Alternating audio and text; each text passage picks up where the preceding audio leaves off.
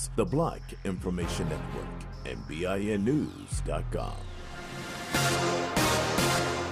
Right now, there are young people across the world facing a tough choice: continue their dream of education or drop out to help their family put food on the table. You can help change their future in a single moment. See how far your support can go at unbound.org. Is this the time? This is the KBLA Sports Minute with Ray Richardson. The Dodgers are on the brink of a third consecutive elimination in the divisional playoffs. They lost 6-5 to the Padres in San Diego in Game 3. The Padres are up 2-1 in the best of 5. The Dodgers offense broke down after the third inning. No runs and only one hit. A must-win Game 4 for the Dodgers tonight. USC women's basketball star Juju Watkins has signed a multi-year extension with Nike. The new contract, which includes a signature shoe deal for Watkins, is one of the highest paid endorsement deals in the history of women's basketball. Watkins, who grew up in Watts, is getting ready for her sophomore season at USC. The New York Liberty will face the Minnesota Lynx in the WNBA Finals. Game 1 in the best of 5 is Thursday night in Brooklyn. The Liberty are going for their first WNBA championship. Minnesota is going for number 5. No debates, no speculation, just the info you need. That's your KBLA Sports Minute. I'm Ray Richardson. More news, opinions, and conversation when we come forward on KBLA Talk 1580. Here comes the money. Here we go. Money talk. Here's what happens when you advertise on KBLA Talk 1580. 3, possibly 4 weeks ago, I heard an advertisement on your radio station from a company called Grid Solar. I would love to have that phone number so I can reach out to them with reference to solar panels being installed on my property. Our listeners are aware and engaged, but more than that, they are loyal. When they hear empowering messages that uplift their community and help them live better lives, they respond. No medium reaches this coveted Black audience like KBLA Talk 1580. So, hit us up today at smb@kbla1580.com and let us help you connect with our loyal listeners. At KBLA Talk 1580, we've got your black. Money to put.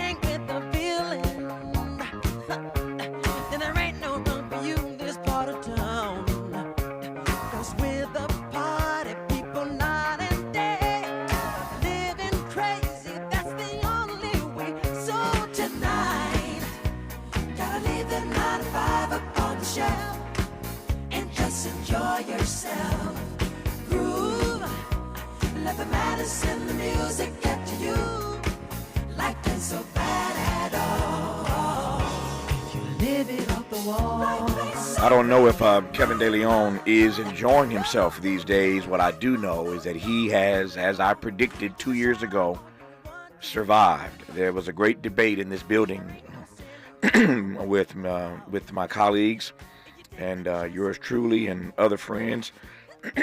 Excuse me. We've had any number of conversations over 2 years about how this is going to play out. As we already established in the first hour, 3 of those Latino leaders stepped aside. Gil Cedillo had already lost his race for re-election here in L.A., refused, though, to stand down. He served out his term. He's gone. Nuri Martinez, then president of the L.A. City Council, stepped aside pretty swiftly, as did Ron Herrera, a labor leader. I should mention that Gil Cedillo, the former councilman here in L.A., and Ron Herrera, former labor leader here in L.A., 2 of the 4 on that tape, have endorsed and given money to Kevin De Leon's reelection. We know that because, as you know, these documents are public. Contributions are made public. And so they have doubled down. They've doubled down. And it is interesting to me, we'll get into it with Connie here in a second, that at least 2 of the persons on that tape are still in support of Kevin De Leon. So read that as you will, but they haven't backed away from him. And frankly, neither have the voters in his district as yet. We will see what happens on November the 5th But for those listening across the country, Kevin DeLeon is in a runoff with another person here in L.A. He came in second place in the primary, in part because I suspect there were a number of other folk running in that race. And so we will see come November whether or not he can hold on to this seat. But either way, Connie Rice, if Kevin DeLeon loses this race, it makes a huge statement. But if Kevin DeLeon pulls off this re-election, it makes an even huger statement. Agree or disagree? Not sure, Tavis, but first let me say that was a masterful interview. I only caught about 3/4 of it, but you pressed hard, you held your positions, and I think it was a fascinating exchange, and few could have done it at the level and depth that you did it. So first, let's start there, okay? Thank you. But here's my take on it. I don't think that those tapes reflect any vote is going to reflect those tapes very much. I just don't think that's what people are voting on. Mm-hmm. It's not a referendum on whether the right reaction to a racist incident was the way to go or not. That's not what I think the voters are voting on in his district. So I don't think whether he wins or loses is going to say much about this moment. Your interview said a whole lot more about that moment, that tape where the disparagement and the denigration of a lot of public officials, Oaxacan Filipinos, African-American leaders, African-American, not even, and white leaders who had a black adopted son. It was a nasty conversation, and it was like a grenade going off in City Hall, and it had immediate repercussions. It did change the perception of a faction of Latino leadership that I think the larger set of communities, non-Latino communities, didn't have at the time. So it changed that perception of different factions of Latino leadership in the county and in the city. But I don't think his election is going to say very much about those tapes. What do you think? Well, my view is this, that if a Latino leader can make the kind of disparaging remarks about black people that Kevin DeLeon made, number one, he and the others on that tape. Number two, let's stretch this all the way out. Number two, if a Latino leader participating in a conversation about how to get more Latino power at the expense of black power. Now we're talking about voting rights and civil rights.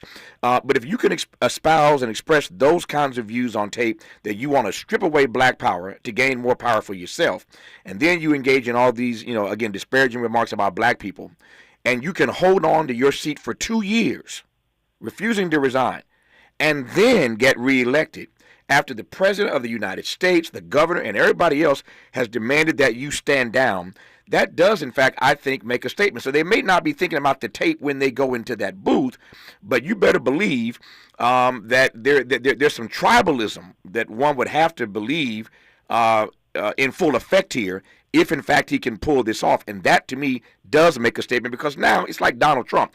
Trump pushes the envelope off the table, out the door, down the street, and people think they can get away with anything. If Donald Trump gets reelected, part of what we're going to be up against is all the good white folk who think they can do anything because Trump did it and got reelected. And I sort of feel the same way about this, that if he can get away with this, then I don't know what other communities think they can get away with saying and doing about and in relationship to black people. I digress for now. Connor's response when we come forward on Tavis Smiley.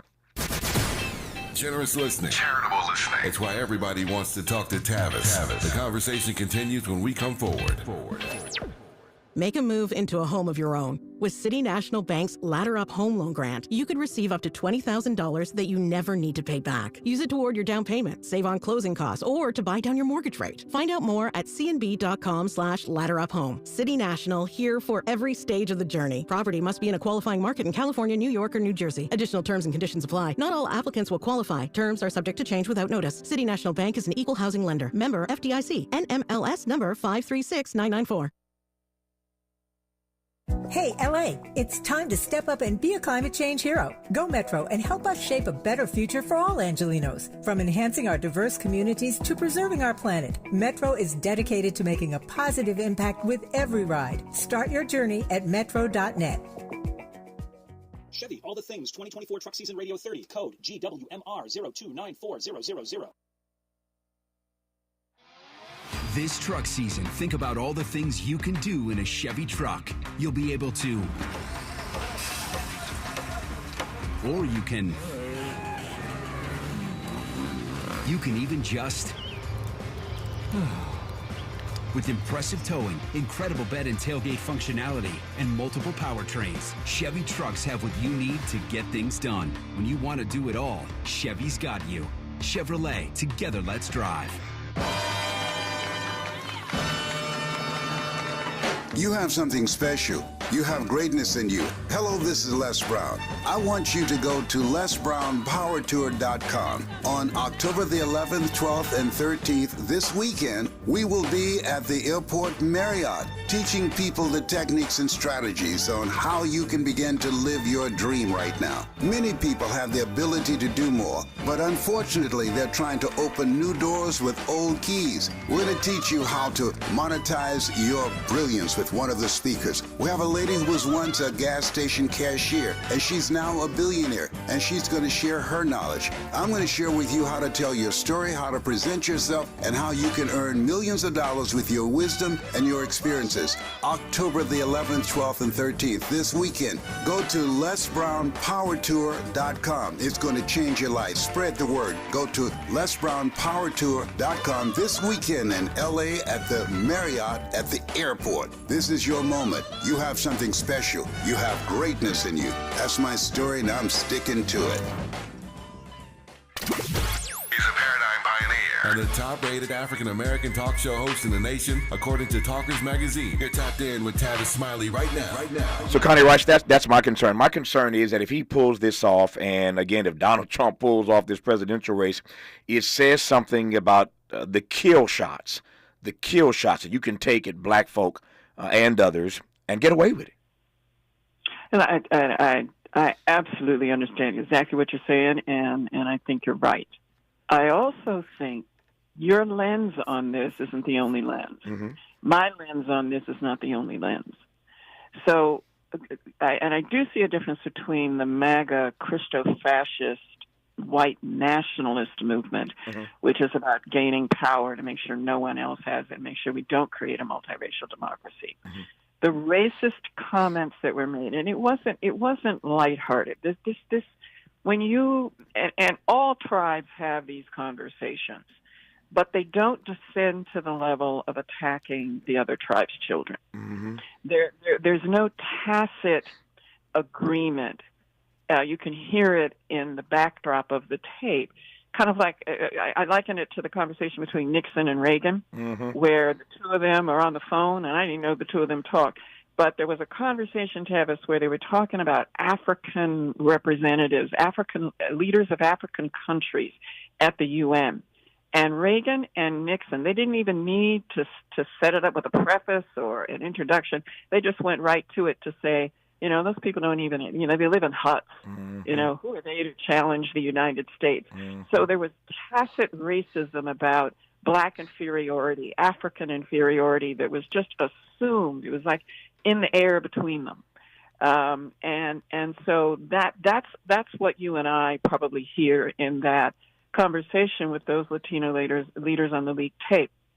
The difference that I see is that for those Latino leaders, they're responding, and this is from their lens, Tavis. It's not our lens, but it's their lens. They're looking at, for example, South LA, that's 65 to 70% Latino, and it has all African American representation. Now, they're saying those seats should be Latino seats. But they did it, in other words, they weren't talking about an inclusive way of expressing Latino representation. They were talking about a zero-sum game. Mm-hmm. And it sounded like you had to take African Americans out of seats prematurely. Right. That's right. In order to have Latinos have fair representation. That's not the case. You can come to a Bradley administration solution, which is there are Latino leaders African American voters vote for. There are white leaders African American voters vote for. In fact, South LA voted for Kenneth Hahn for 30 years. He's a white man. They had African Americans to choose, but they chose a white man. So it's about having the opportunity to vote for someone you feel represents your views no matter what their race is. That's what the voting rights law is about. Mm-hmm. So the thing that rubbed us the wrong way about that conversation was the anti-blackness, and it was about we've got to take African Americans out of power in order for Latinos to enjoy power, and that's simply not true. Yeah. There has to be, in a multiracial democracy, you're going to have shared leadership. You're going to have to represent more than just your tribe. All African-American leaders have to represent Latinos in their districts, white people, Jewish people, all the tribes of L.A. Tavis, there are 200 languages spoken in L.A. You and I live in the most diverse region in the world. Mm-hmm. We're more diverse than Rio, Brazil. Okay? Yeah. All right? We've got just an anecdote just to tell you how crazy LA is. Don't talk about bilingual. We got 200 languages here, and some of them are African. Okay, we have Ethiopians here. We have we have Ghanaian. We have a Ghanaian community here. We have so LA is the world, and when you have that extreme diversity, you can't do the tribal stuff that we heard in that tape. I think that's what you and I are getting at. Yeah. And so I actually think that I understand what they were talking about. And Tavis, I've been in the rooms where with other tribes started to sink to that level, including our tribe. Mm-hmm.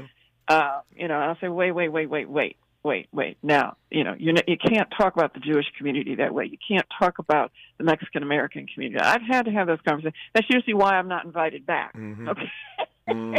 All right. It's never descended to the level where I found folks attacking another group's children. That, to me, is a line you can't cross. Yeah. And so this is complicated. I think your interview was brilliant in parsing out the different complexities. And I think that I don't think we're going to agree.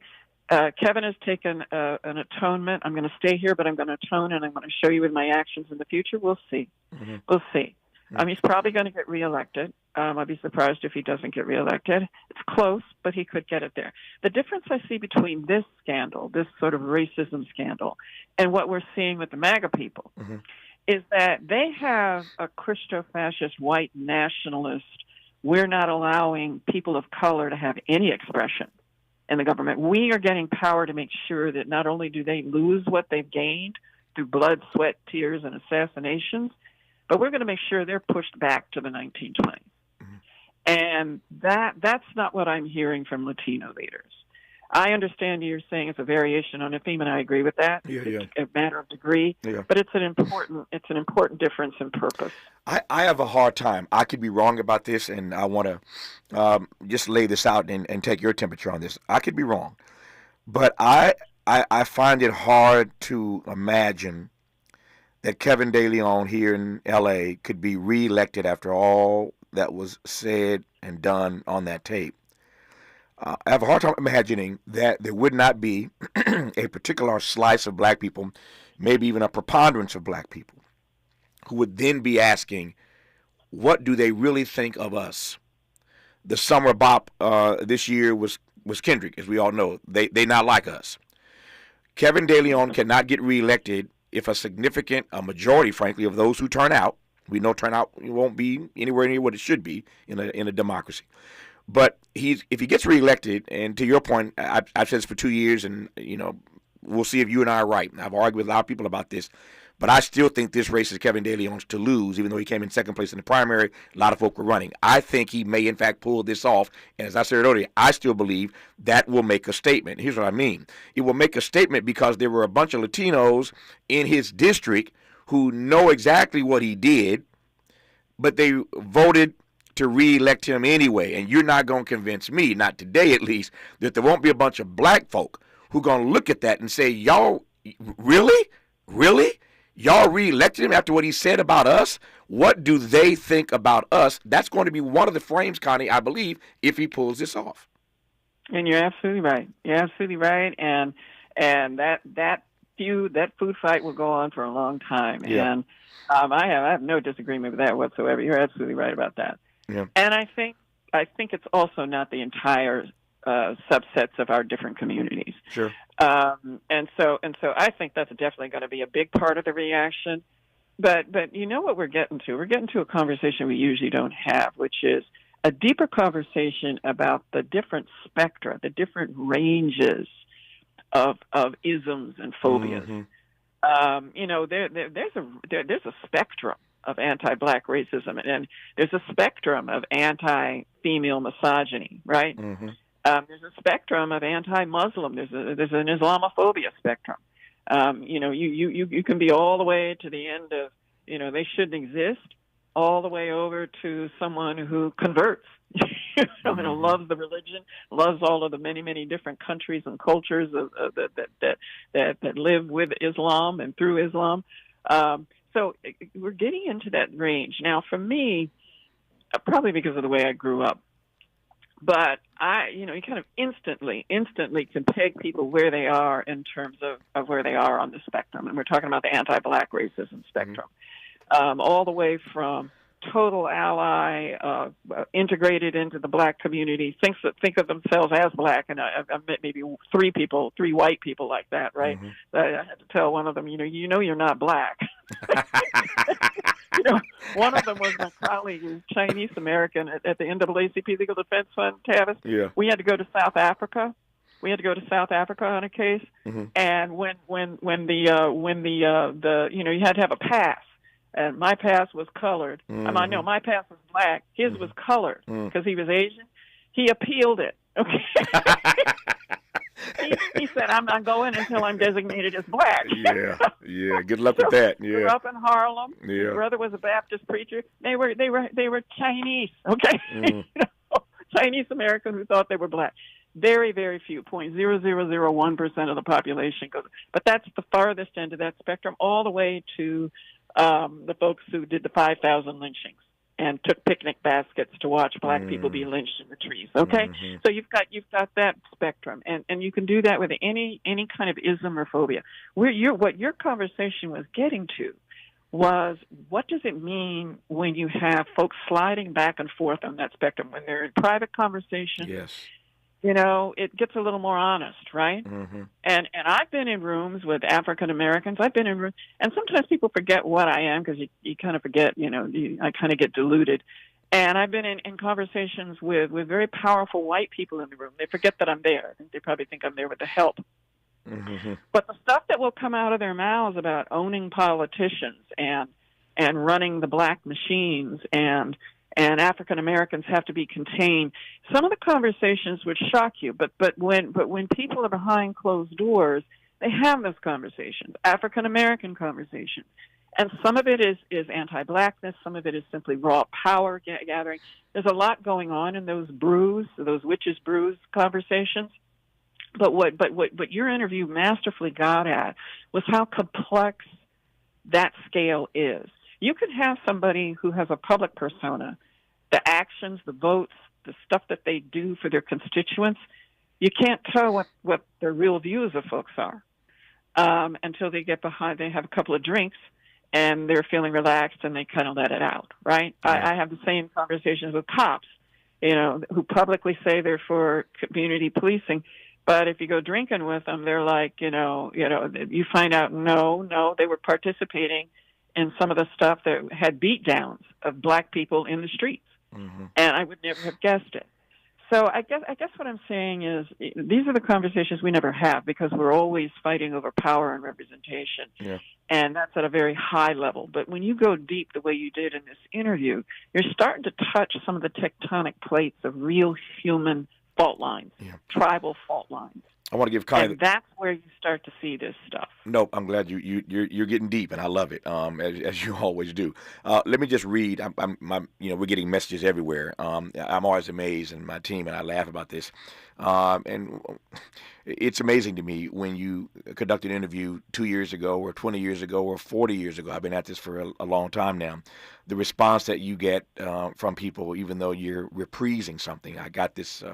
I had this feeling last week when Jimmy Carter turned 100, and I played some of my Jimmy Carter interviews, and I got this feeling last week when John Amos, it was announced that he had made his transition, and we played some of my best John Amos stuff. I try to do good work every day, and it always amazes me how people respond to it. Even though you're reprising something, it's still visceral, and so that's just a shout out to everybody listening. Try to do your best work, and if you do good work, it stands the test of time. That said, here's a quick comment. I'll give you the last word from Melina Abdullah. We know Melina Abdullah at the moment is the running mate of Cornel West on the independent ticket for the White House, but Melina, of course, is the founder of BLMLA and still doing her work in that regard. And I just want to read a quick text from her. I don't think she'll mind since she sent it to me. Tavis, I listened to KDL's BS, making sure you know about our renewed and active effort to get him out. We do community walks every week, have billboards up, and we will be there tonight to confront him at the debate. There have been a number of debates. I guess there's another one tonight. So BLM sounding off wanted me to know that they're still doing their part to try to make sure he does not win re-election. They were there 2 years ago, and they're still there now 2 years later. I digress on that point now and give Connie these last couple of minutes to answer this question as best she can in 2 minutes. And that's this notion of multiracial democracy. Whether you're talking Donald Trump, whether you're talking Kevin De Leon. The question for me is, as we move inexorably toward that day when we will be, for the first time ever, some years from now, a majority-minority country, what's your read on whether or not we are ever going to perfect, whatever that means, this notion of living in a multiracial democracy? Tavis, brilliant question, and here's the thing. We have to forge a new politics because we've never had a multiracial democracy, not a real multiracial democracy. Mm-hmm. We've had colonial remnants like you see in London, but we're forging something new.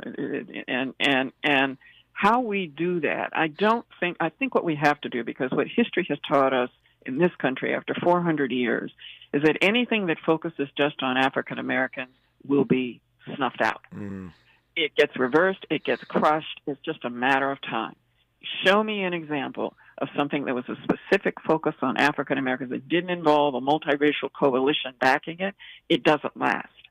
So our way forward, if you're talking about what's best and what's most productive and what's most promising for the African American community, is to craft a vision of a bigger pie that's big enough to actually reach our folks who have never been at the table, underclass African Americans, poor African Americans, whom we left behind, middle class African Americans left behind too. So it always has to be through coalition and through enlarging the pie for us, because in this country, if this were South Africa, we could do it a different way. Yeah. So I think that's what we have to do. We have to lead the way that Martin Luther King Jr., Tom Bradley, and Obama, and now Kamala Harris is pointing the way. In 45 seconds, I want to go right there, literally 45 seconds. How does Kamala, in this moment, fit into that matrix? So look at what she's doing. She's talking about promise for everybody. She's not talking about specific African Americans. She didn't even take the bait from Donald Trump. The reason Donald Trump wanted her talking about her black identity was precisely to undermine her. Makes my point.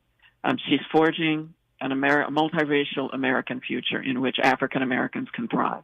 It has to be done indirectly, and it has to be done by coalition. That's the only way. That's how the slaves got freed. We helped to free ourselves, but don't forget, Lincoln was a white supremacist who actually signed the Emancipation Proclamation. It's complicated, Tavis. Yeah. It's always been complicated. It's going to continue to be complicated. I love Connie Rice, and I adore her nimble mind. Always honored and delighted to be in conversation with her. Connie, you did it again. Thank you for this time, and I'll talk to you soon. Take care.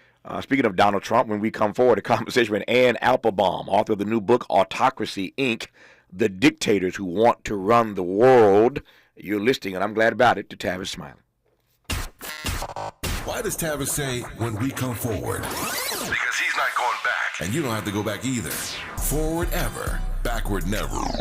More of Tavis Smiley when we come forward.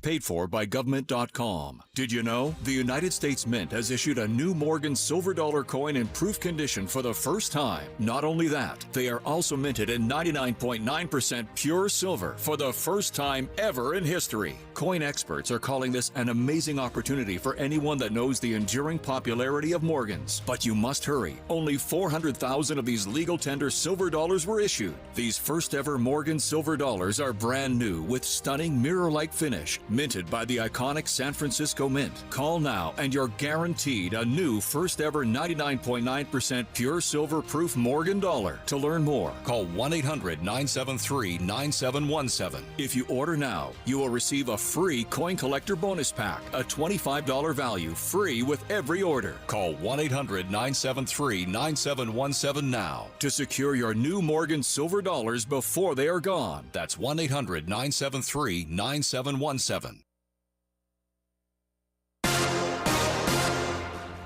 I'm Ree Harris, and here's the latest from the Black Information Network. Former President Trump's campaign is denying claims he made multiple phone calls to Russia's Vladimir Putin since leaving office in January of 2021. The allegations are in Watergate journalist Bob Woodward's new book, War, that's slated to be released next week. The Las Vegas Strip will look just a little bit different. The iconic Tropicana Casino Hotel was imploded overnight. The controlled demolition took just over 22 seconds. The Oakland Athletics' future baseball stadium will be built on the current Tropicana site. And that's the latest. I'm Ree Harris on your home for 24/7 News, the Black Information Network, and BINnews.com. Right now, there are young people across the world facing a tough choice. Continue their dream of education or drop out to help their family put food on the table. You can help change their future in a single moment. See how far your support can go at unbound.org. This is the KBLA Sports Minute with Ray Richardson. The Dodgers are on the brink of a third consecutive elimination in the divisional playoffs. They lost 6-5 to the Padres in San Diego in Game 3. The Padres are up 2-1 in the best of 5. The Dodgers offense broke down after the third inning. No runs and only one hit. A must-win Game 4 for the Dodgers tonight. USC women's basketball star Juju Watkins has signed a multi-year extension with Nike. The new contract, which includes a signature shoe deal for Watkins, is one of the highest-paid endorsement deals in the history of women's basketball. Watkins, who grew up in Watts, is getting ready for her sophomore season at USC. The New York Liberty will face the Minnesota Lynx in the WNBA Finals. Game 1 in the best of 5 is Thursday night in Brooklyn. The Liberty are going for their first WNBA championship. Minnesota is going for number 5.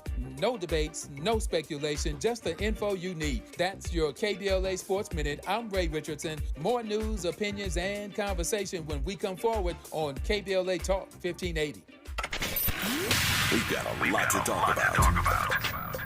Hi, I'm Zoe Williams, a.k.a. the Voice of Reason, encouraging you to join me weekdays from 7 to 9 p.m. for the world's most intriguing relationship radio roundtable. Every night, I facilitate and encourage our loyal listeners to participate in the most engaging relationship discussions you'll hear anywhere. So make it a point to rendezvous with me, Zoe Williams, the Voice of Reason, Monday through Friday, 7 to 9 p.m. Pacific Standard Time. Trust me, your relationships will never be the same. The VOR is on fire tonight. Unapologetically progressive. KBLA Talk 1580. We've got your black.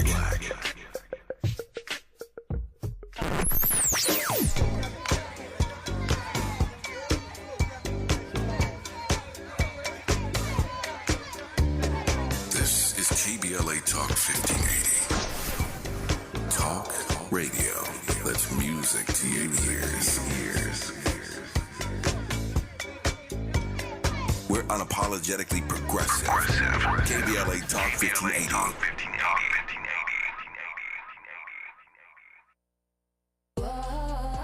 My friends swim no matter the season, but my moderate to severe plaque psoriasis can sometimes take me out of the moment. Now, thanks to Skyrizi and Clear Skin, count me in. With Skyrizi Risankizumab Riza, a prescription-only 150 milligram injection for adults who are candidates for systemic or phototherapy. 3 out of 4 people achieve 90% clear skin at 4 months.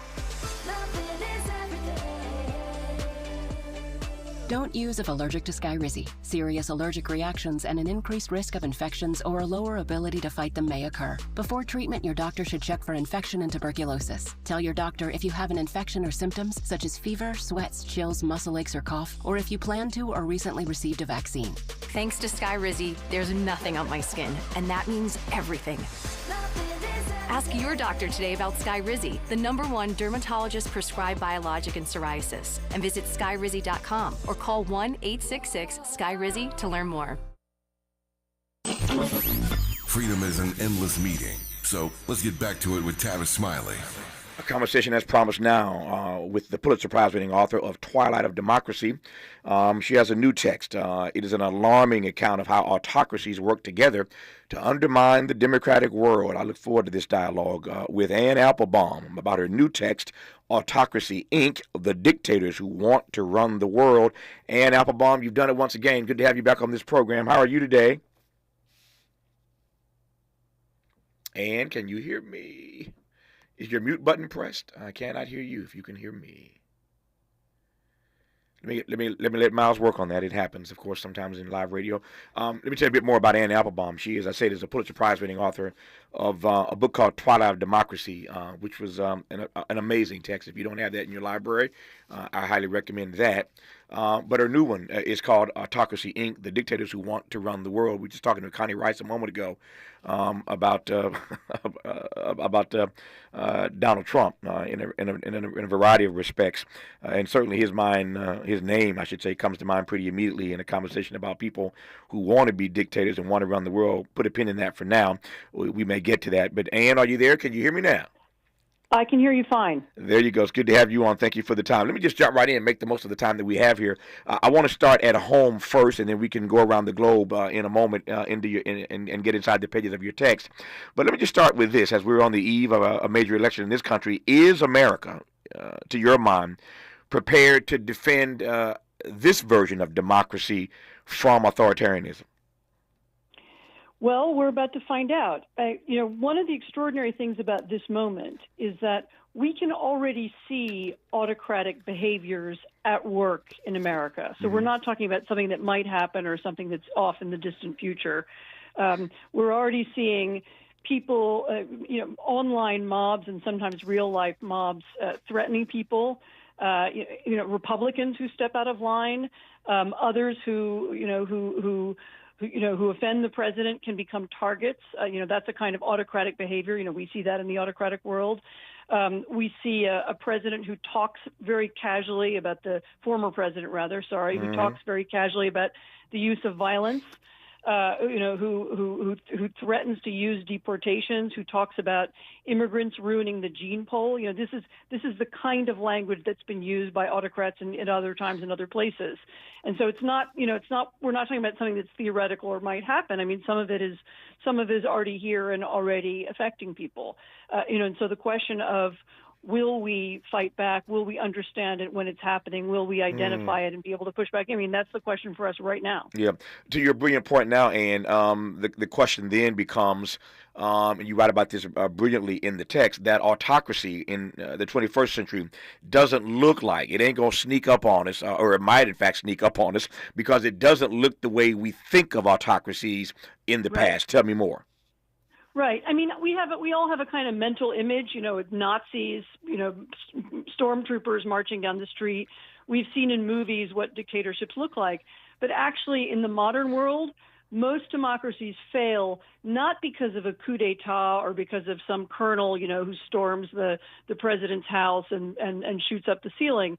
Most democracies fall because a democratically elected leader, legitimately elected, takes power and then begins to dismantle the institutions that make democracy possible, whether those are electoral institutions, whether those are judicial institutions, whether it's undermining judges, whether it's undermining the court system, whether it's seeking to dominate and take control of media, whether it's what political scientists call capturing the state. That means taking state organizations, the government, the Department of Energy, the Department of Education, all those things that are supposed to serve everybody, and making them into political institutions that serve one party or one person.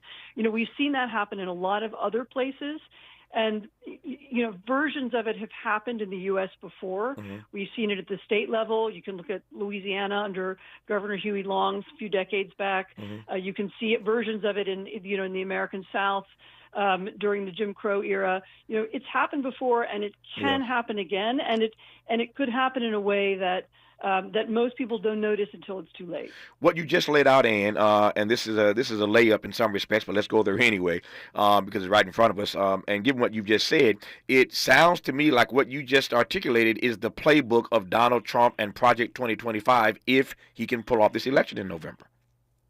It's certainly the playbook of people around him. Mm-hmm. I mean, the Project 2025 is put together by people around Trump who are close to Trump, who've worked with Trump before. J.D. Vance, his vice presidential candidate, has worked closely with, has written an introduction to a book published by Kevin Roberts, who's the head of the Heritage Foundation. He published Project 2025. It's also, Project 2025, when I look at it, I'm a journalist and historian. I've worked a lot in Europe and Eastern Europe. Mm-hmm. It looks exactly like what happened in Hungary after the Hungarian leader, Viktor Orban, was elected to office. Project 2025 is more or less what he did. Again, take over the institutions of the state one by one. And we know that many people around Trump are admirers of Orban. Trump himself sometimes mentions Orban in his speeches. They've met, recently. So it is not at all implausible that this is exactly his plan. Yeah.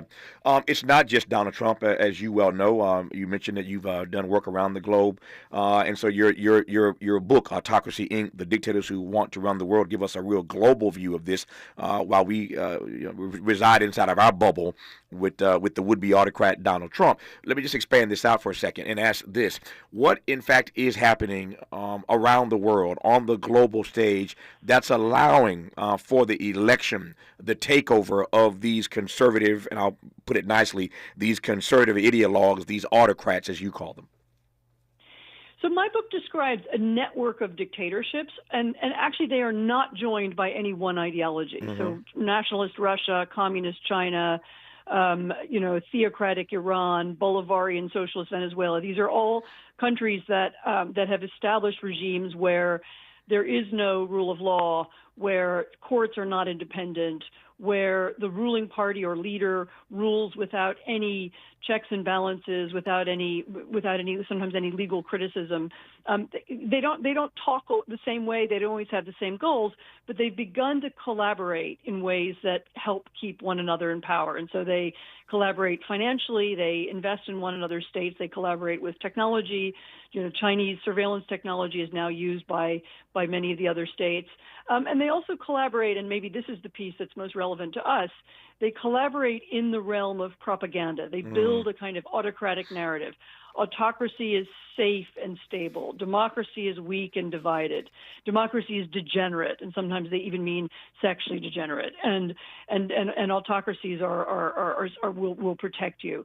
And that kind of language, you can hear it in Russia, you can hear it in China. I mean, you can hear it in, as I said, in all kinds of places that don't share the same ideology. And you can also hear an echo of it in the United States. Mm-hmm. If you read the propaganda of the far right, you hear echoes of exactly this, this kind of Russian and sometimes even Chinese lines about dictatorship. This attack on liberal democracy, this idea that liberal democracy is weak and feckless and unstable. And it's really very much an attack on a set of ideas that have been really the best of America, the best thing about America since our founding. Yeah.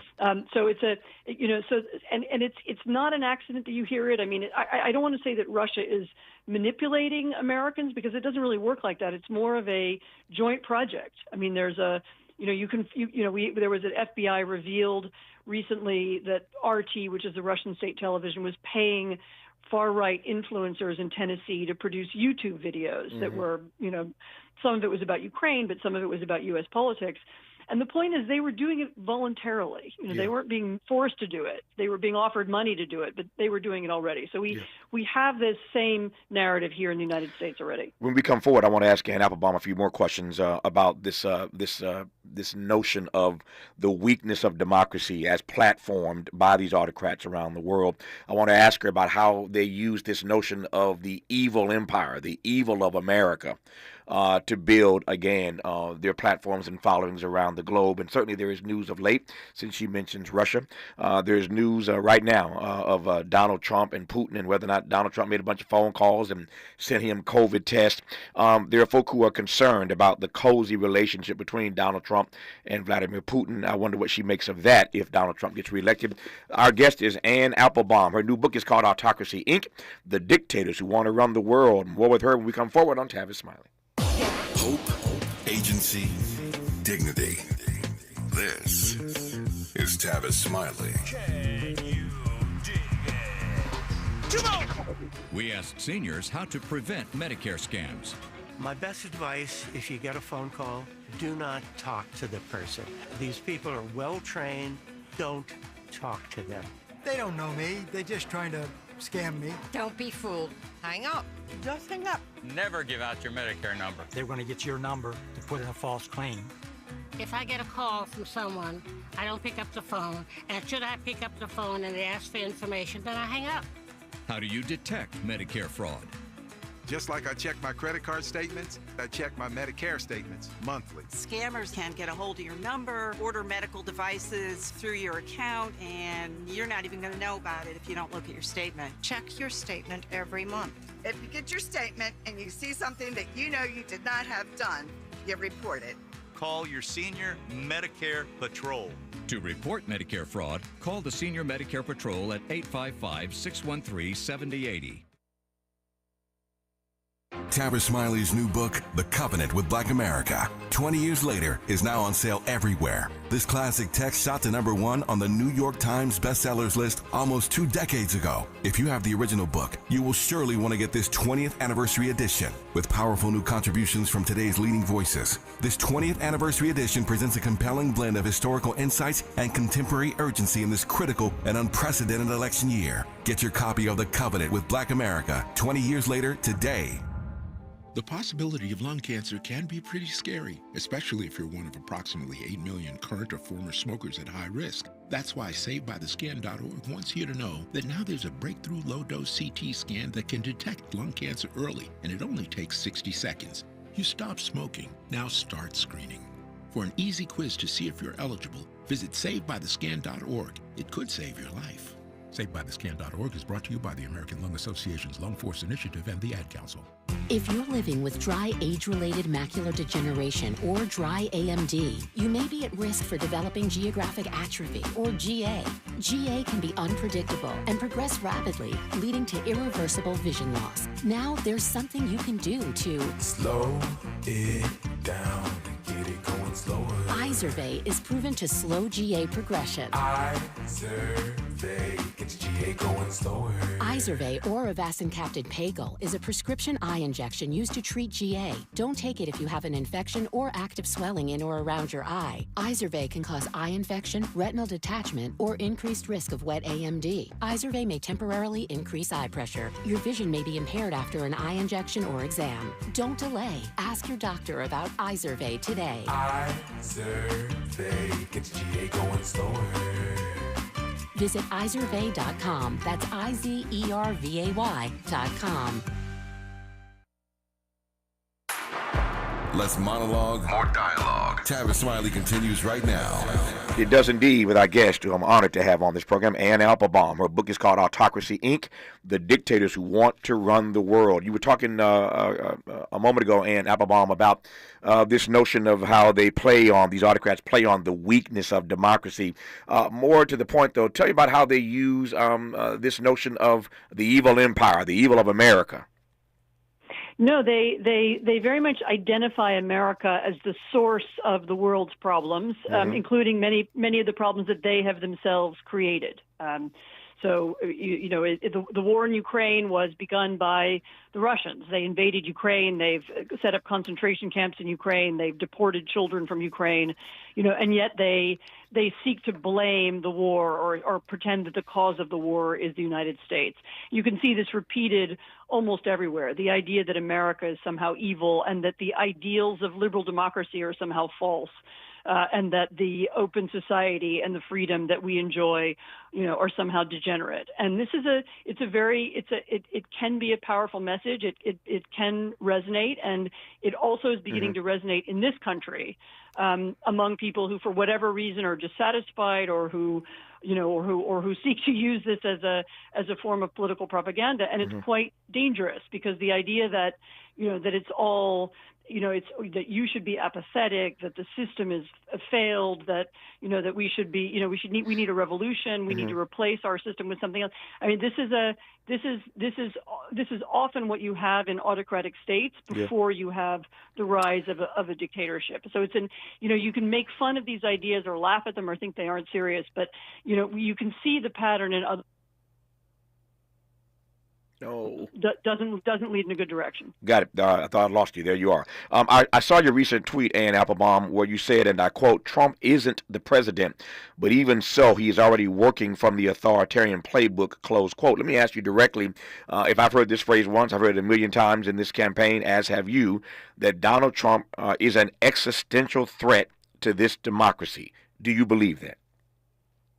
I do believe it. I believe that anybody who would assault our Congress, who would seek to undermine the electoral system, who would, in advance of the election, make it clear that he won't accept the results of the election, this is an unprecedented break in American history. We've had a lot of presidents. We've had some good presidents. We've had some terrible presidents. We've had, ineffective presidents. But we haven't had, until Trump, we have not had a president who tried to change the results of an election. He knew he lost the election in 2020, and yet he created a riot and a series of lawsuits and propaganda designed to overthrow it. And he will try to do that again.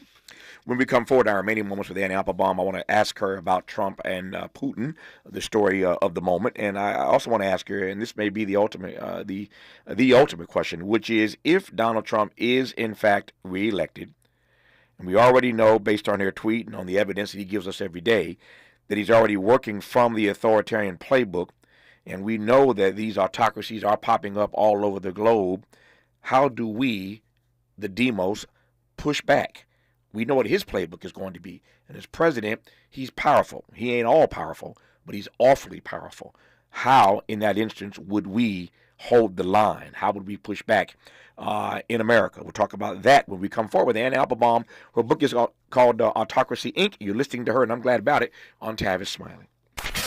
What's your quarrel with the world? You're listening to Tavis Smiley. If you're like me, 60 and retired, making ends meet, especially here at the supermarket and drugstore, is tough. I'm so blessed to have found benefitscheckup.org. It's a free and confidential website from the National Council on Aging that connected me to $1,200 a year in programs that help pay for food, medicine, utilities, and more. Maybe it can help you. benefitscheckup.org. You know where you want to go in life, and City National Bank can help. City National knows the dedication it takes to build your vision for the future into a reality, and our team is here for you. We have a wide range of options to help, from personal savings accounts to interest-bearing money market savings accounts and more, all designed to help you get where you want to go. City National, here for every stage of the journey. Learn more at cnb.com. City National Bank is a subsidiary of Royal Bank of Canada, member FDIC. KBLA Talk 1580. We've got a lot to talk about. KBLA Talk 1580, connecting you with services and solutions. Stay Housed LA has the resources you need to know your rights and the legal support to back them up. The COVID-19 pandemic has cost people their jobs and livelihoods. This has left an estimated 1/3 of households not being able to make rent and facing losing their homes. This is a fear no one in our community should have to face. You have rights, though, and Stay Housed LA is here to help. Stay Housed LA is a partnership between the County of Los Angeles, the City of Los Angeles, and local community and legal service providers. Together, they provide tenants with the information and support needed to exercise their rights so they can remain safely in their homes. Find out more about your rights by participating in a virtual tenant workshop. Get the legal assistance you need. Find additional resources in Los Angeles County and the City of Los Angeles. Stay connected to Stay Housed LA County for updates. This and more at stayhousedla.org. Stay connected to Stay Housed LA for updates. This and more at stayhousedla.org. That's stayhousedla.org. Or call their hotline at 213-694-0040. We've got your black with a community call to action from KBLA Talk 1580. I'm Jeff Davis. I believe my daughter should inherit something, but not the role and responsibility of burying me. That's why I have a pre-need burial insurance plan through Harrison Ross Mortuary. Their plan offers me 4 payment options. 1, pay in advance or pay over 3, 5, or 10-year time periods to keep the payments affordable. Contact the professionals today at Harrison Ross Mortuary. We can be reached at area code 310-704-4901. That's 310-704-4901. And ask for me, Jeff Davis. Thank you. More honesty than you can handle. More empowerment than you can imagine. You're tuned in to Tavis Smiley. Tavis Smiley and Anne Applebaum. Her new book is called Autocracy, Inc., The Dictators Who Want to Run the World. Got 4 minutes left with her. Let me do this and get out of her way and give her the remaining moments that we have left. So your book, obviously, as we've discussed, is really detailing and exposing for us this international network of autocrats who are seeking to subvert, democracy at home and abroad. We get that. This news of late about Donald Trump, more evidence of his cozy relationship with Vladimir Putin. How does that concern you? What do you make of that story? And if, in fact, Donald Trump joins this international network of autocrats who want to subvert democracy because he wins re-election, how do we, the demos, how do we hold the line? How do we push back? These last 3 minutes belong to you. So first of all, the conversation between Trump and Putin is a very strange one. I mean, what would an out of power president have to discuss with the leader of Russia, somebody who's running a really truly bloody, ugly war, and as well as a subversion campaign inside our country and around the world? I don't know the answer to that. I have to assume that Putin, the leader of Russia, is a former KGB agent. He's seeking to manipulate Trump to persuade him of his logic, to persuade him to support him and to support his project. And it's a really strange moment. Again, it's unprecedented. I can't think of another American president. Again, we've had good presidents, bad presidents. Nobody who is in constant touch with a dictator in the way that Trump is. I mean, as to what we should do about it, what are autocrats trying to do? What is Russian proper trying to do? It's trying to make you apathetic. It's trying to make you not care. It's trying to make you think that everything is rigged, everything's wrapped up, you can't have any influence on events. But this is a democracy. We always have some influence. There's always something you can do. You can do something locally. It doesn't have to be political. You can be involved in your neighborhood organization or association. You can talk to people. You can work on the election. You can work in a polling booth. You can help make sure the campaign is safe. The election is run fairly. There is a role for you as a citizen. If this is something that bothers you, don't check out or don't think you don't matter, because you do matter. And that's the point of our system, and the gift that we have that so many people all over the planet don't have. They don't have the ability to participate in politics. If they were to try, they would be jailed, they would be silenced. Take advantage of the freedom that we have and do something. Anne Applebaum was a staff writer at The Atlantic, and she is the winner of the Pulitzer Prize. Her new book is called Autocracy, Inc., The Dictators Who Want to Run the World. Thank you for the text, and more importantly, or as importantly, thank you for the conversation about the book. I'm delighted in having you on. All the best to you. Thank you so much. More of Tavis Smiley, Deon Cole, up next when we come forward. KBLA 1580 Santa Monica. I'm Ree Harris, and here's the latest from the Black Information Network. Former President Trump's campaign is denying claims he made multiple phone calls to Russia's Vladimir Putin since leaving office in January of 2021. The allegations are in Watergate journalist Bob Woodward's new book, War, that's slated to be released next week. The Las Vegas Strip will look just a little bit different. The iconic Tropicana Casino Hotel was imploded overnight. The controlled demolition took just over 22 seconds. The Oakland Athletics future baseball stadium will be built on the current Tropicana site. And that's the latest. I'm Ree Harris on your home for 24/7 News, the Black Information Network, and BINnews.com. Right now, there are young people across the world facing a tough choice: continue their dream of education or drop out to help their family put food on the table. You can help change their future in a single moment. See how far your support can go at unbound.org. This is the KBLA Sports Minute with Ray Richardson. The Dodgers are on the brink of a third consecutive elimination in the divisional playoffs. They lost 6-5 to the Padres in San Diego in Game 3. The Padres are up 2-1 in the best of 5. The Dodgers offense broke down after the third inning. No runs and only one hit. A must-win Game 4 for the Dodgers tonight. USC women's basketball star Juju Watkins has signed a multi-year extension with Nike. The new contract, which includes a signature shoe deal for Watkins, is one of the highest paid endorsement deals in the history of women's basketball. Watkins, who grew up in Watts, is getting ready for her sophomore season at USC. The New York Liberty will face the Minnesota Lynx in the WNBA Finals.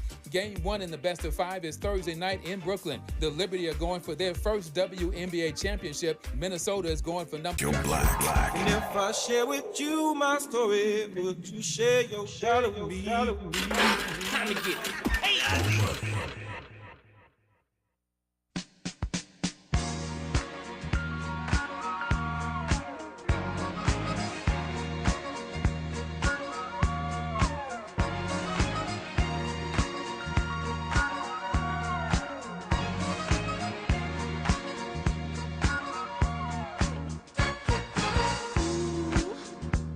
I'm wishing, boy, I got my eyes on you. This mystery is thrilling. I'm not sure just what to do. This oasis is no mirage to me.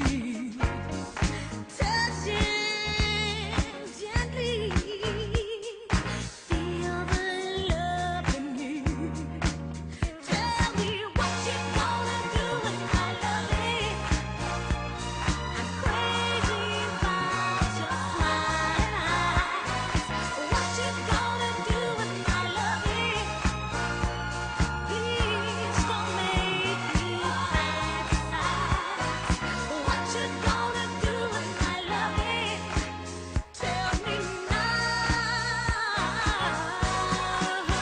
So Deon Cole knows why I'm playing this track from Stephanie Mills. When I saw the video footage of him on the Breakfast Club the other day, I texted Stephanie and told her I was jealous. I did not appreciate what Deon Cole got. So Deon, for those who've not seen it, tell the audience why I'm playing Stephanie Mills, man. Because that's my girl. That's my girl. She surprised me on the Breakfast Club and came in and told me off and gave me a kiss. Well, not told me off. She just was asking me a question and then gave me a kiss. Did vintage woman style. I love. There you go already. I love in your stand-up how you use the word vintage all the time. Vintage woman. I love that. We'll let you unpack that as we move through this hour. But it is rare. I've had this happen to me a number of times in my career. But no matter how good we are, how blessed we are to be good at what we do, every now and then we get upstaged and we are speechless. We get caught off guard. It was actually funny for millions of people to watch Stephanie Mills just shut you down. Yeah. But that's what a lot of women do, man. A lot of older women, with younger men, they'll stop you in your tracks. Yeah. No, she did. She did. If you have not seen the footage of Deon Cole on The Breakfast Club the other day, in the middle of an interview, and Stephanie Mills just walks in. Well, she didn't just walk. She sashayed. I think that's an accurate way to put it, Deon. She sashayed into the room and put it on him, and that Negro was just flummoxed and didn't know what to say or do, and it was funny to watch Stephanie Mills get Deon Cole, and Deon Cole gets everybody else. And speaking of getting everybody else, I am pleased to be joined in this hour, of course, by the comedian and actor and good friend Deon Cole to celebrate his new Netflix comedy special. It's called OK Mister. And before we go any further, here now some sound from the Netflix special OK Mister, featuring one Deon Cole. When black people cheat, like we dip off with somebody else, we like to go to white establishments. Because we know ain't no black people there to see us. I was with this girl one day. She was like, "Why you got me at this medieval castle?"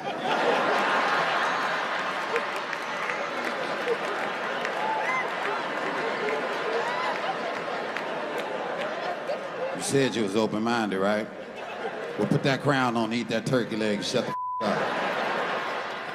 I'm getting, Deon, just that fast, I'm getting all kinds of messages on social media, on text. I'm just glancing at my phone right quick. I'm getting all kinds of messages from those vintage women that you often talk about, and you do indeed talk about them in this special. And they like that. They like that label, vintage. Tell me how you came up with that. First of all, before we start, I just want to say something real quick.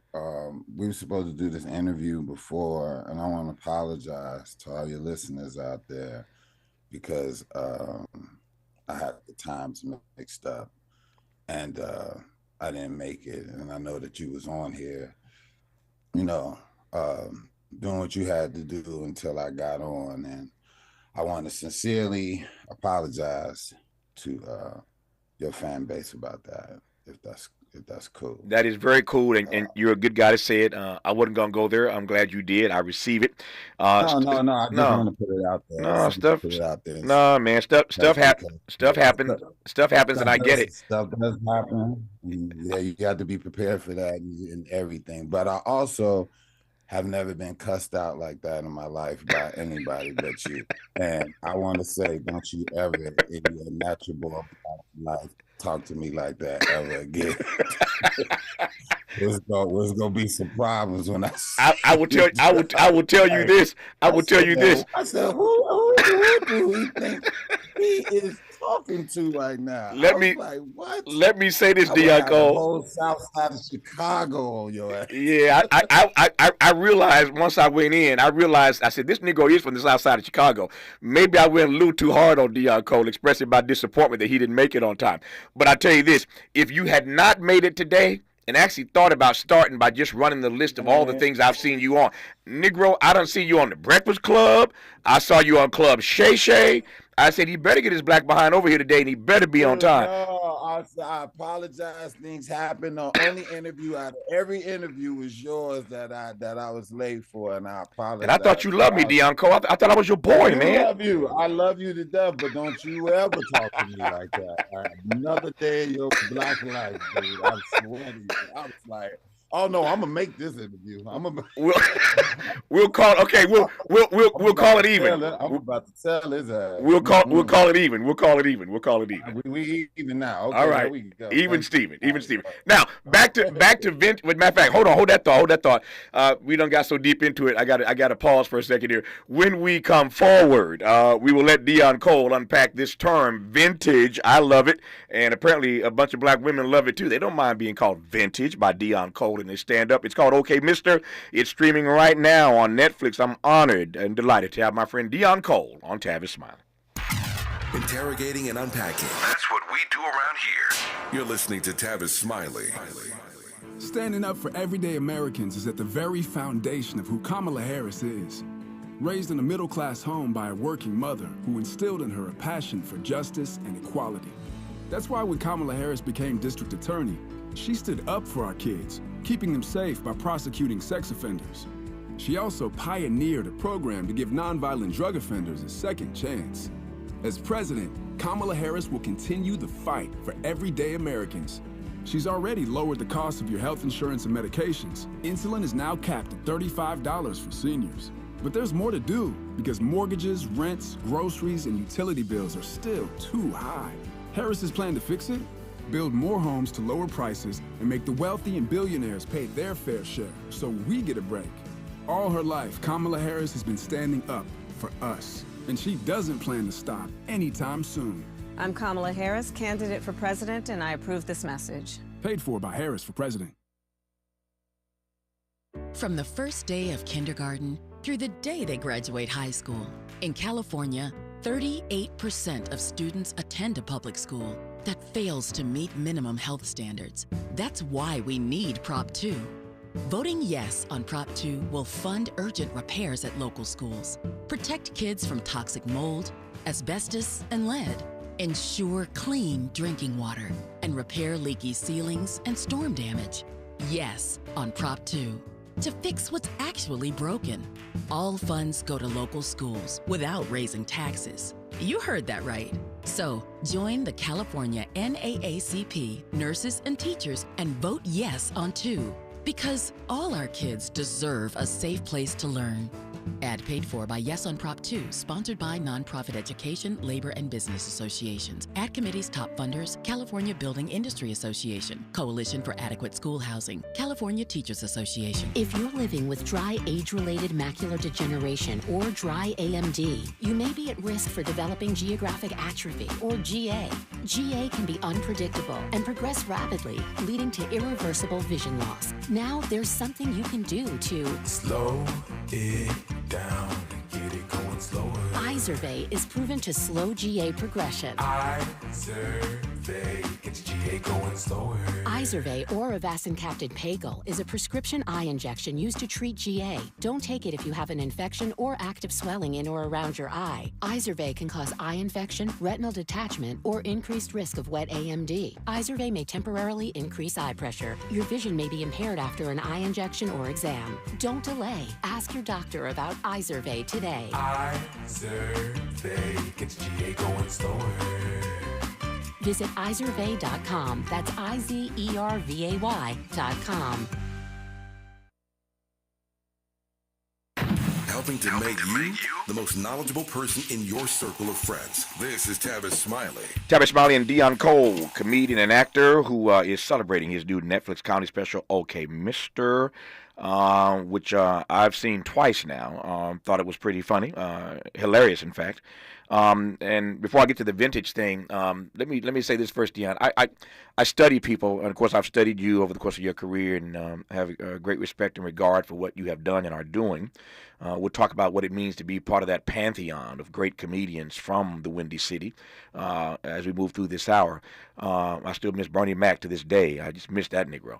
But everybody presents differently. Comedians have their own flow. I was watching you in your special OK Mr. one night while I was also checking out Cat Williams' latest, Love Cat. And it's fascinating to watch the two of you back to back because Cat is a physical comedian. This Negro is turning flips, as you know, running back and forth across the stage. Cat just can't stand still. You, on the other hand, you stand in front of that mic and you kill it. Both of y'all deliver. It was fascinating on this particular night just watching your styles, stylistically how different you and Cat were and are, and other comedians for that matter. But just talk to me about your about that part when you're on stage, how your groove is just to stand right there. And as a matter of fact, there's a joke that comes up about it in the stand-up. But tell me about that part, your style. Yeah, it's man. I just figured, it's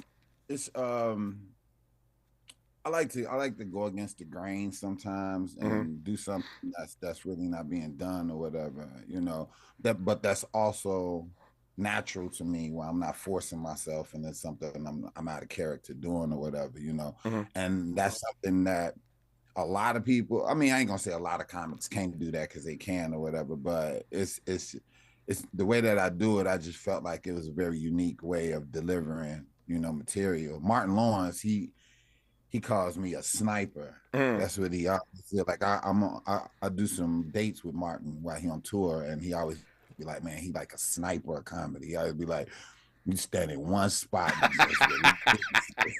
just and that's the best analogy example that I heard. I was like, yeah, I guess so, or whatever. So yeah, it's just my style, man. Everybody got their different styles or whatever, and I guess that's just mine. And I used to move around a lot. I used to do that. Right. I think I just in my older age, I've been like, let me just stay right here and say what I got. In my older age, leave it to Martin. Leave it to Martin Lawrence to come up with the right term. That's it. I mean, he's got it. Sniper is the right word. You stand still and you firing off, man, and you're killing it. Yeah, I love it.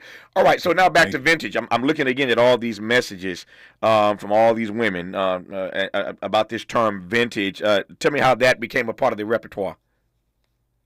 Man, I was talking to this woman one day, older, beautiful Black woman, silver hair, embracing it too. Like she was like, I would never color my hair ever. Like, I mean, just standing on hers, She was just talking to me, and she was like, yeah, they not ready for vintage women out here. She was like, she said, vintage women are the new age. And she was like, and if you don't get it, you're going to miss it. And I just was like, vintage? I was like, I'm in love. And it's true, man. Like, if you really think about it, everything you learned was from an older woman.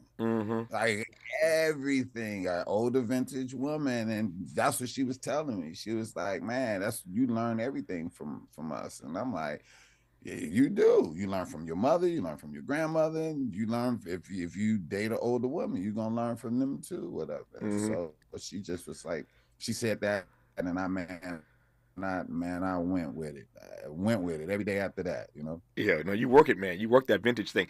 Let me ask you this. And this is inside baseball, but that's me. I'm fascinated by the backstory. We see what you do and how well you do it, but it's the backstory that always gets me. So tell me more about how, and this is my read, and you can push back on this. If I'm wrong, you can disabuse me of this notion. But as I've followed your career and watched you do your stand-up, everybody has their own thing, but you have at the epicenter of what you do so well, in terms of subject matter, women and relationships. Now, if you think I'm missing that, then tell me. But that's how I read your comedy, your stand-up, at least, that you stand on that mic like a sniper. You don't move, but you just grind and grind and grind on this notion of women, relationships. That is it's the epicenter of the best, I think, of your comedy. Tell me, one, if I'm right or wrong about that from your perspective, and number two, if I'm right, how did that become your thing? I think it's a portion of it. Yeah. My comedy is broken down to like when I do specials, the majority of the time it's broken down to like 3 different categories. Right.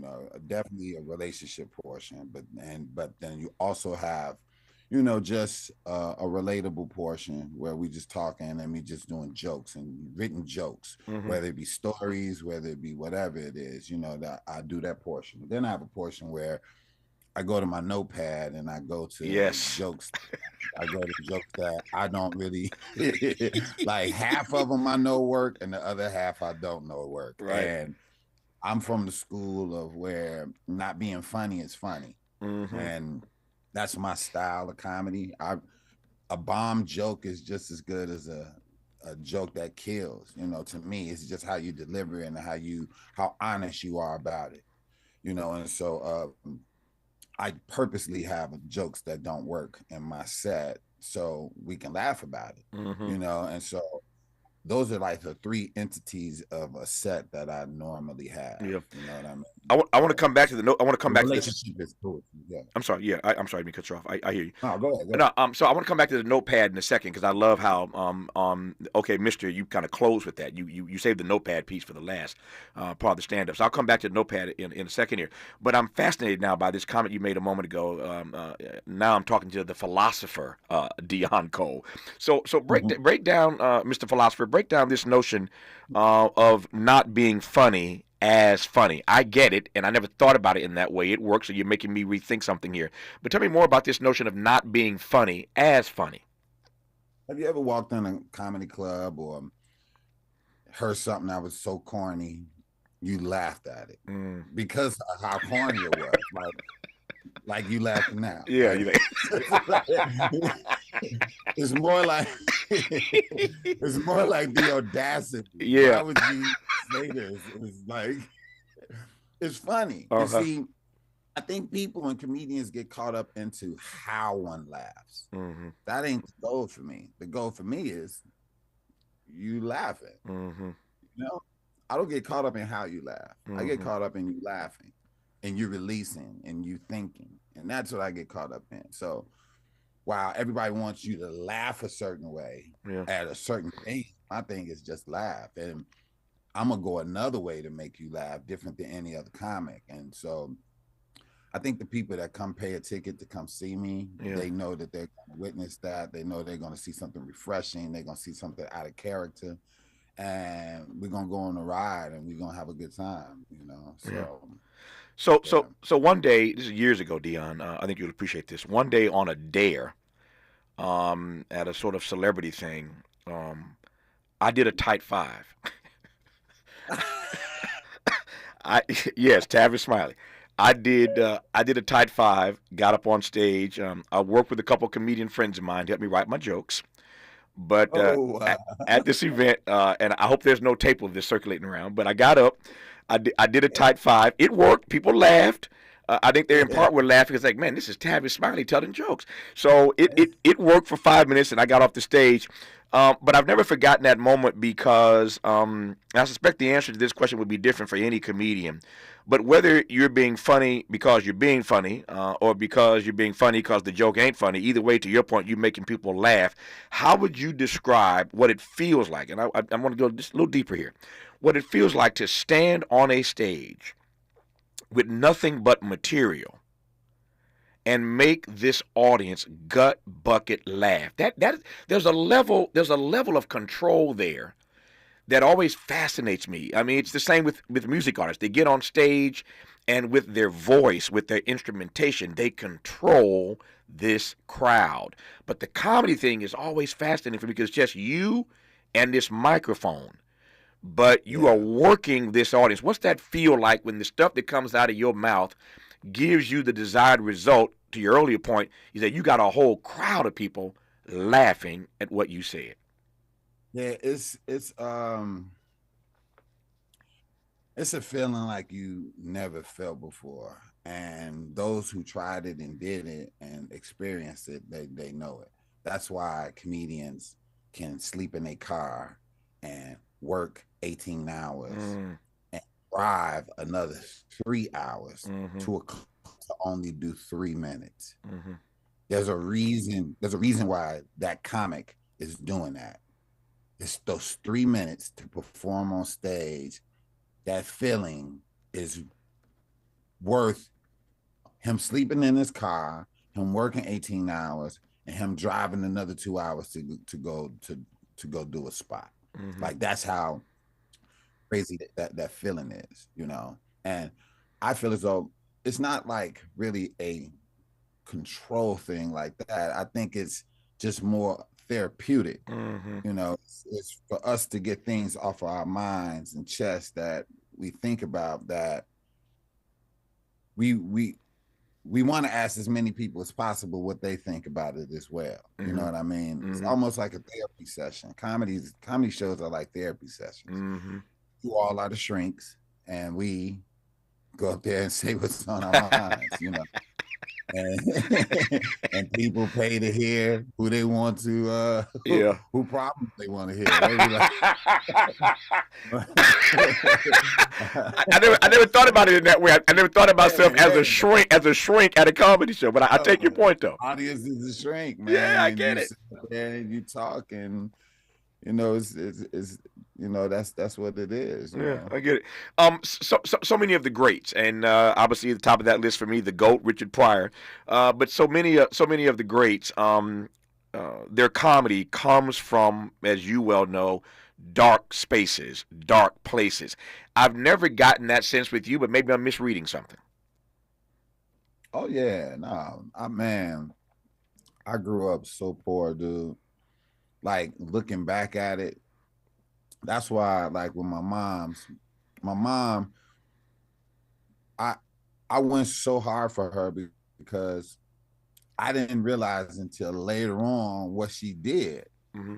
You know, because in the moment it was so much love. You didn't even know I didn't even know I was poor like that. Like I had no idea that putting our food on the windowsill to keep it cold was like our refrigerator, and hopefully ain't no birds come mess with our stuff. And, like for real, like that's how we lived. And running an extension cord over so we had this hot skillet that we'll plug up and we'll boil water and put that in a pot and then put some more cold water with that and then wash up with it. Like none of that bothered me. Like none of that, because that was just what we had to do. You know, it's just like people in Africa, how they go walk 6 miles and get a bucket of water and come back. It's just normal. You know what I mean? It's normal way of living. And then when you get older, you start seeing everybody else with refrigerators and things like that. You be like, not like you don't know what a refrigerator is. I know what a refrigerator is, but us not having one didn't bother me, you know, until it became about me getting older and learning about status and money and people. And then when that started, you know, flooding my brain, then I start feeling embarrassed. Yeah. And I start feeling like, yo, wait a minute, what are we doing? Yeah. And feeling that kind of resentment or whatever. Yeah. And then later on, I start going, man, but this woman was doing whatever she could for me. She could have gave me up, you know? Yeah. And it was like, wow, all right, I'm going hard. This is my end all be all. I'm about to pay her back for any and everything she ever did. You ain't gonna need nobody. And that was my goal, like constantly. And so that was my that was my thing. That was my rush, you know, to be greatest, to make sure she was good. Yeah. You know. I'm looking at my clock here. If I ask you this question now, you're going to have like 30 seconds to respond. Let me just tee this up, and then we come forward. You'll have another 30 minutes. We can dig a little deeper here. So I was thinking in preparation for our conversation last night, let me just back up and say this. I had a guest on this program a few weeks ago, Deon, who has a book out, and I think the book is called We Are the Culture. It's a bold pronouncement, but written by a Chicagoan. That won't surprise you. And the book is We Are the Culture. And the author, a sister, lays out in detail why and how she makes her argument that Chicago is the culture. When you read the book, it's kind of hard to argue that. When you just start with music alone, in every genre of music, as I've said many times, you can't fade Chicago.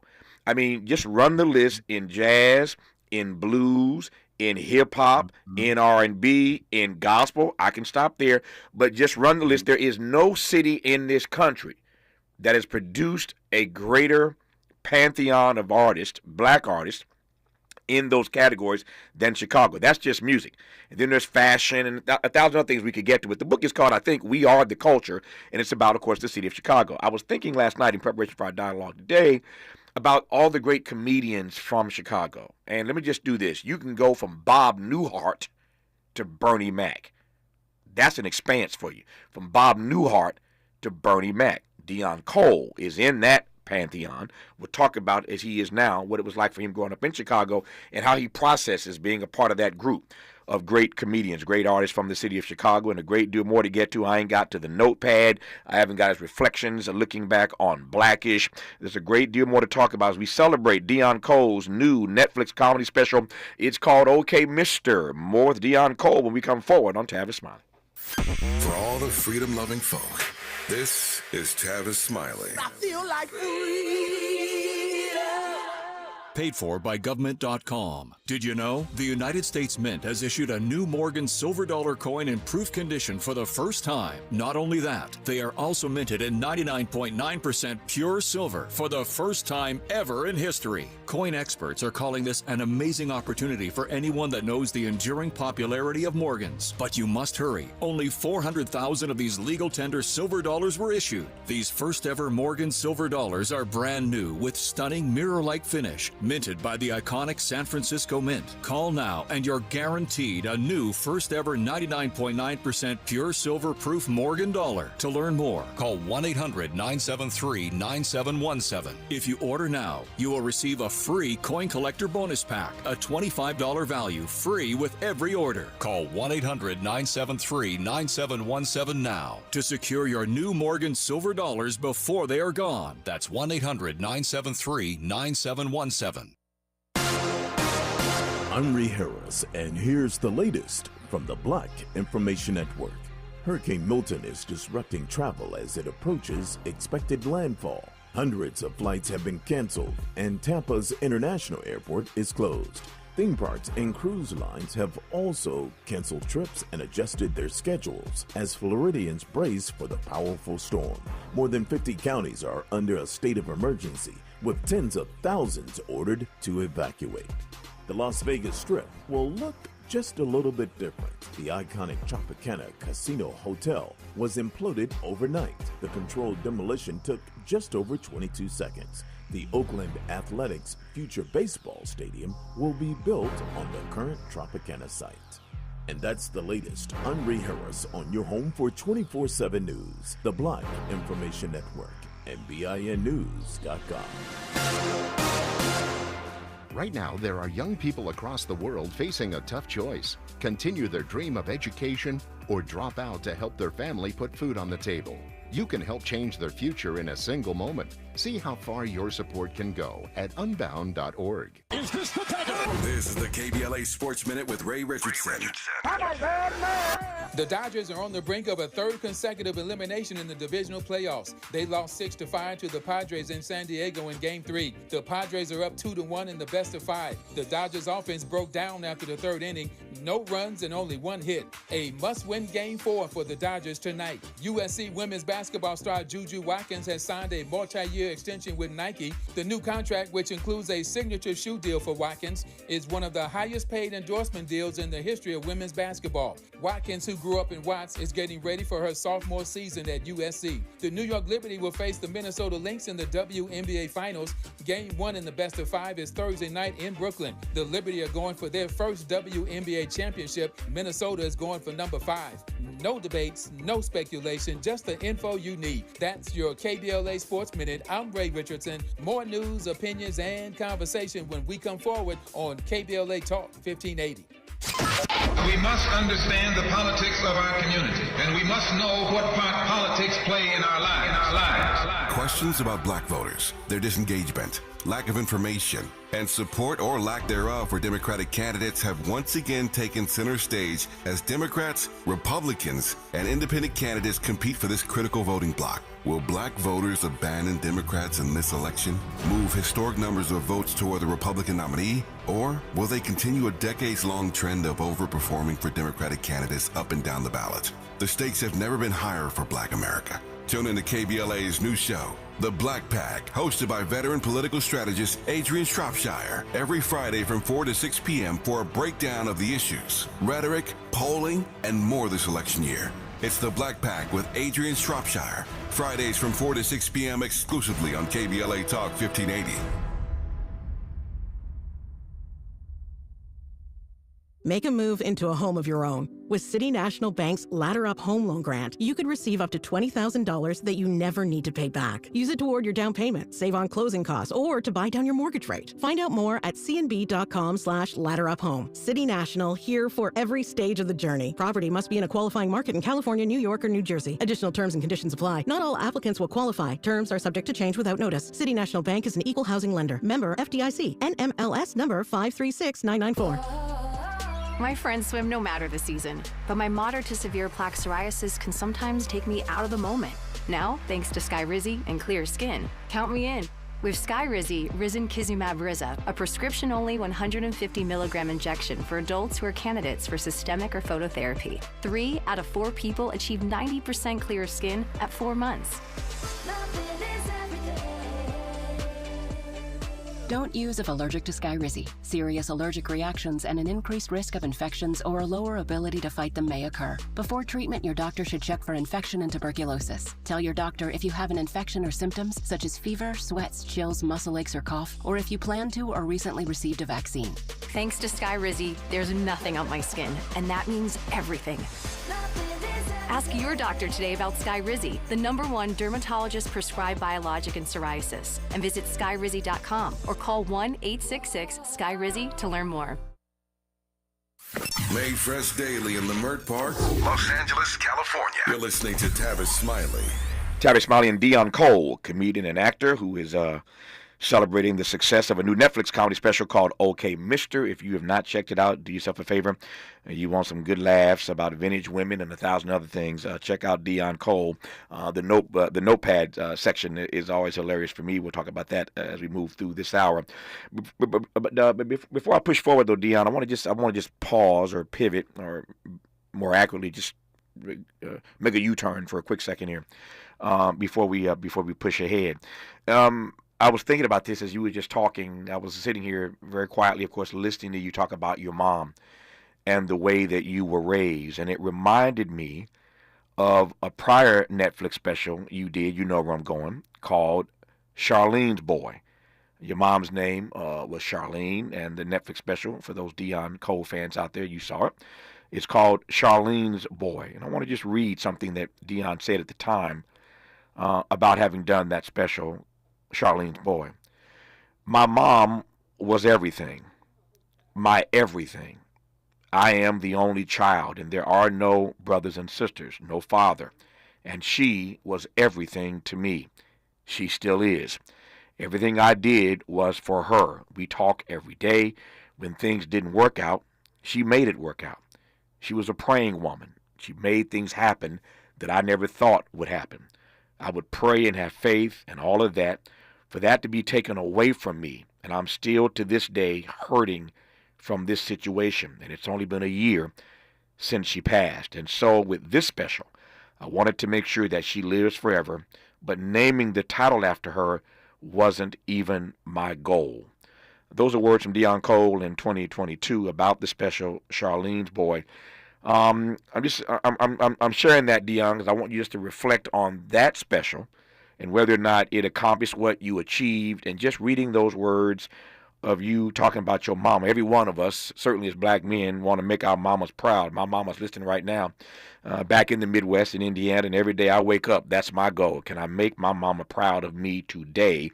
That's still my goal all these years later. But just share some reflections on that special, whether or not it did what you wanted it to do. Yeah.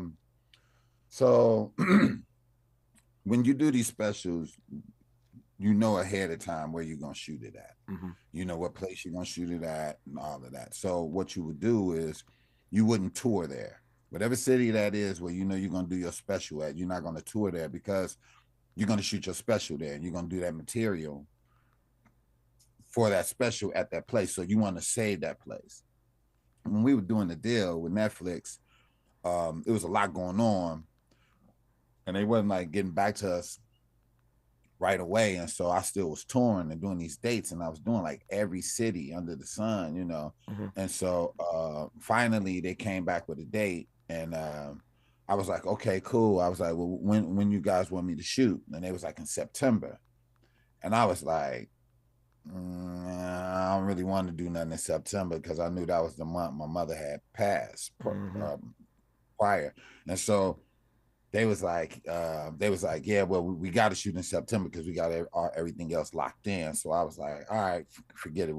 I was like, find a place for me to shoot at later on in September, towards the end of September, not the beginning of September. I'm gonna be a wreck. They're like, all right, cool.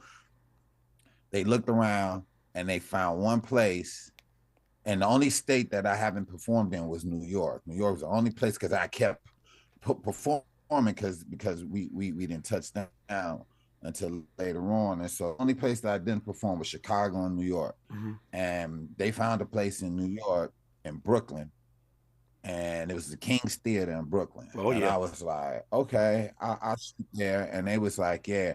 And they was like, the only date they have available is September 10th. Ooh. That's the day my mother. Oh, yeah, I know that. And they said that. When they said that, I said, out of the whole month, they was like, yeah. I said, I can't shoot. I said, there's no way I'm gonna be able to shoot. And they was like, why? And I wouldn't tell them. I just was like, look, let's just try to find another month, or let's wait until next year. And they was like, so my people came to me and they was like, man, you want to push it? And I was like, yeah, let's just push it. I was like, I'm not performing on a year later on the day that she passed. Like, I'm just not gonna be able to do that. I think about 3 days went by later, and something just came over me, man. I was like, I don't know if it was her or I don't know, but it was something that was just like, nah, don't run from that date. Embrace her on that date. Celebrate her on that date. And you use that day, because there was no other places. We kept looking for other places. It was nothing. And everything was booked up or whatever, or it was too expensive or whatever. And so my mom was just like, man, just make this about her. Embrace this date and go out there and celebrate her. And I remember when I shot that, man, I cried all the way up until I walked out. When I walked out, I had just wiped my face, and in order to go perform or whatever. And so I changed the name of it, and I just embraced it and made it about her. And I just kept thinking to myself, like, she'll live forever in this special. And not only that, people will call me Charlene's boy, from the special. And her name would just ring forever like that. And I just kept thinking that. And I was like, you know what? The title is very simple, but it's very heartfelt. People can feel that. And every man is they mama's boy. And I just was like, you know what? I'm gonna run with that, and let's just do it. And man, it went out, and a lot of people, like, I didn't even realize how many people were dealing with like death. Like, I mean, I'm quite sure everybody's dealing with death, but the amount of love and support, and people who needed love and support that reached out to me, and still to this day is reaching out to me, really makes me think that there's something that's needed, especially in the Black community, where there's some type of organization or there's some type of treatment for people that's dealing with death. It's people in the hood that's dealing with death, and they have to bottle it up inside, and people still try to treat them normal.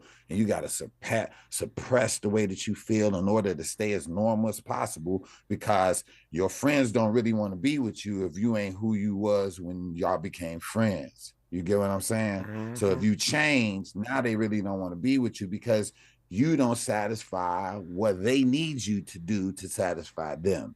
So your real friends when you deal with death, because if you change, they should change with you and understand you going through something. But a lot of people are very selfish, man. And you can tell who it is, because they won't allow you to change. They keep going, what's wrong with you? When you're going, I just had my foundation rocked. What do you mean what's wrong with me? And they going, because they selfishly going, why aren't you the way that I want you to be, or the way that I need you to be?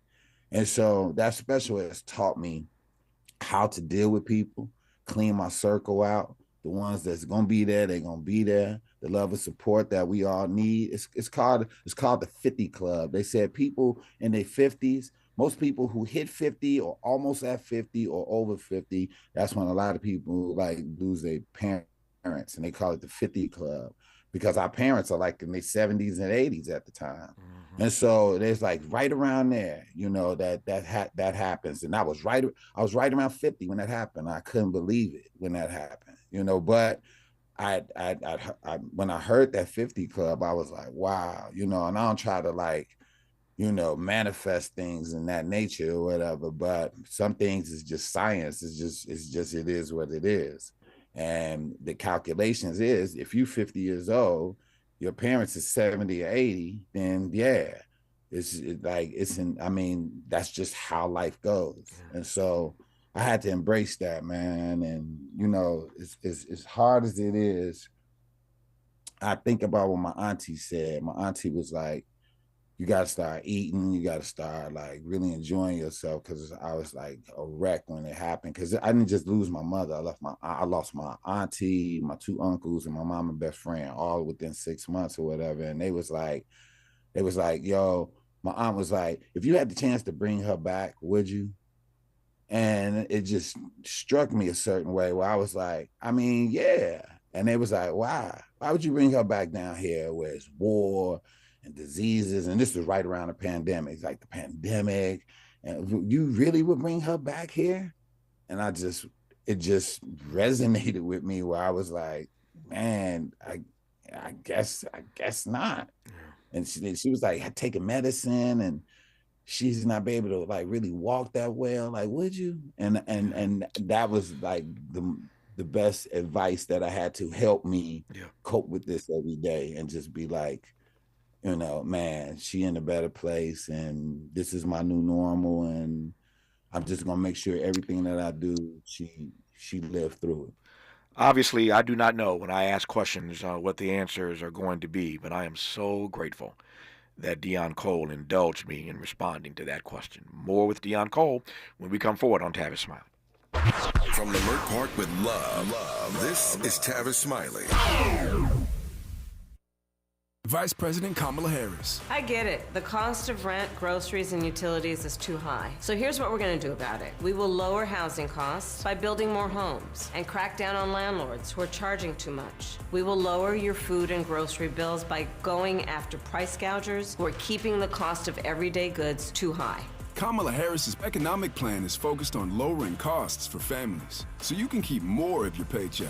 That starts with the cost of housing. For first-time homebuyers, she's offering $25,000 in down payment assistance. To build wealth, her plan offers up to $50,000 in new startup tax deductions. This is exactly how we can build generational wealth and strengthen our community, so we can get the chance to do more than just get by, but to get ahead. You work hard for your paycheck. You should get to keep more of it. As president, I'll make that my top priority. I'm Kamala Harris, candidate for president, and I approve this message. Paid for by Harris for President.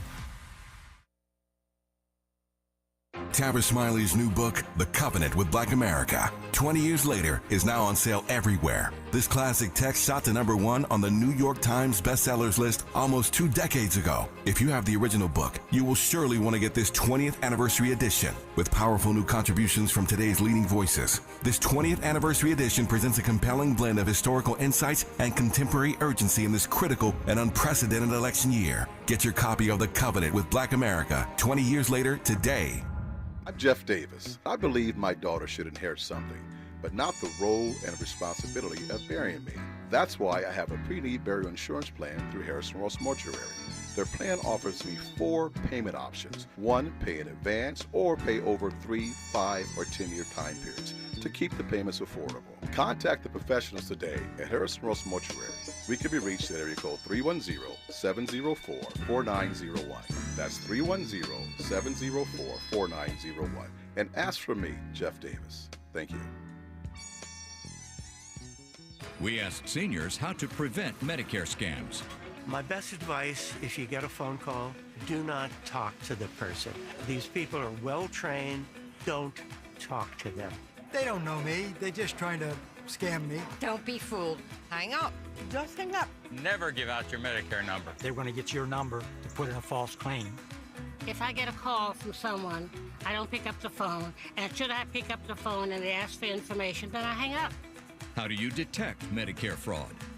Just like I check my credit card statements, I check my Medicare statements monthly. Scammers can get a hold of your number, order medical devices through your account, and you're not even going to know about it if you don't look at your statement. Check your statement every month. If you get your statement and you see something that you know you did not have done, you report it. Call your senior Medicare Patrol. To report Medicare fraud, call the Senior Medicare Patrol at 855-613-7080.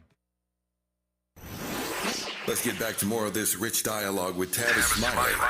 Deon Cole, I'm still marinating on that response and that story you just shared. I'm grateful again for you indulging that question, and I'm gonna hold on to that for the rest of the day. There's a lot to unpack, brother. You went deep on that thing because you're right. A whole lot of folk, and that's the joy. We're circling back to what we were talking about earlier. I was saying earlier, asking you about what it feels like to be on stage, and you didn't like the word control. I respect that, but just the way that you make this audience move. To be able to listen to you in the last few minutes, just break that down. I lost my father earlier this year, and I'm still wrestling with that, man.